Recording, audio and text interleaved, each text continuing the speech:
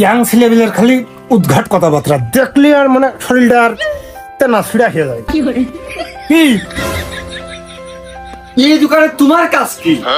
এটা নাপিতির দোকান না, চুল কাটতে আইছি, সাথে গোপ দাড়িও।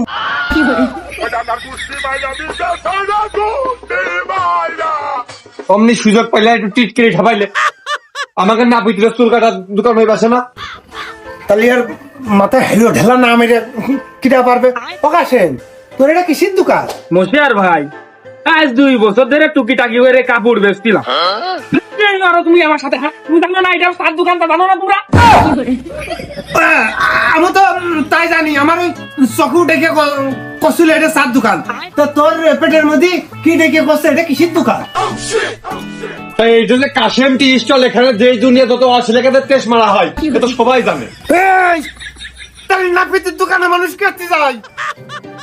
কেউ চুল কাটতে, কেউ গোপদারি কাটতে, আর মেলা মানুষ ওই বেলেট চাতেও কিন্তু যায়।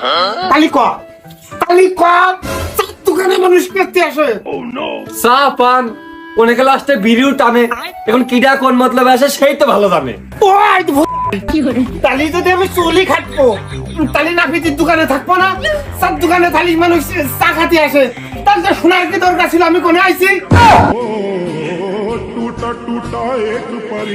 চিন্তা করো, আমি মনে করলাম কোনো গুরুত্বপূর্ণ কথা কবা, আর তুমি এক বেলা ধরে আমার ওই এক প্রশ্নের পিছনে পড়ে আসো।